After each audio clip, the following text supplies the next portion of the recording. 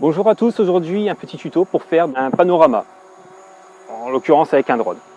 Ça marche aussi avec la réflexe, sauf pour la hauteur. Voilà, allez, c'est parti.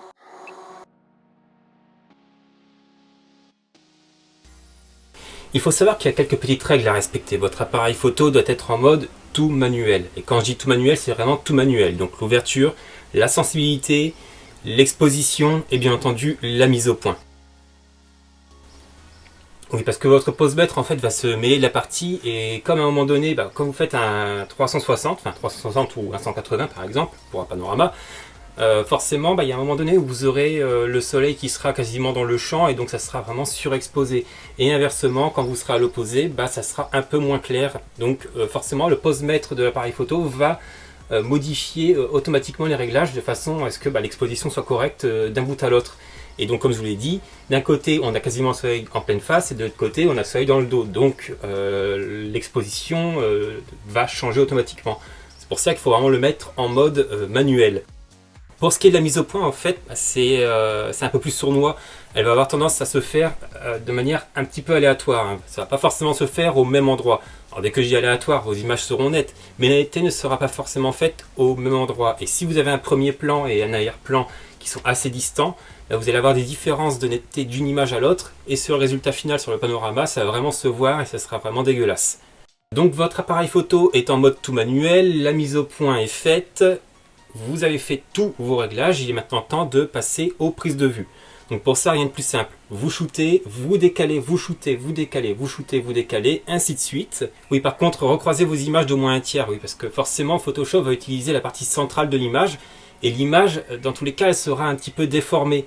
Donc vraiment, si vous souhaitez que votre image ne soit déformée le moins possible, il va vraiment falloir recroiser vos images. Donc, moi, je recroise de 2 tiers. Vous pouvez recroiser d'un tiers si vous voulez, mais moi, de mon côté, je fais de 2 tiers. Ça marche très très bien. Et au moins, ça évite vraiment d'avoir des trop grandes déformations. Voilà, donc vous avez fait toutes vos photos. Maintenant, il est temps de passer sur Photoshop pour faire le panorama. Allez, c'est parti.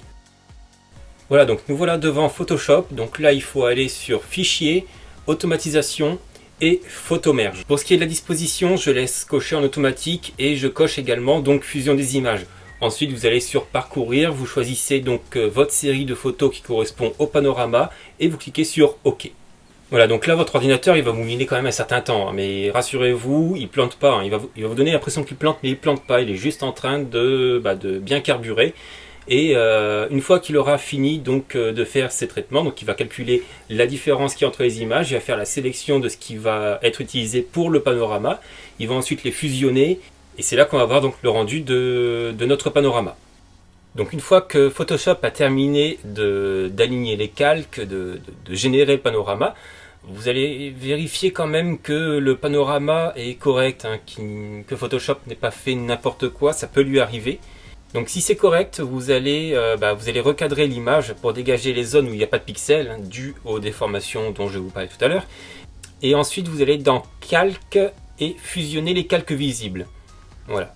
Et ensuite il ne vous restera qu'à aller sur l'onglet Filtre et Filtre Caméra RAW pour aller retraiter votre image comme c'était une photo normale. Et donc là par contre je vous invite tout simplement à aller visionner la première vidéo que j'ai fait sur le traitement des photos de paysage, puisque c'est exactement le même procédé, il y a juste à adapter les réglages en fonction de l'image que vous souhaitez obtenir.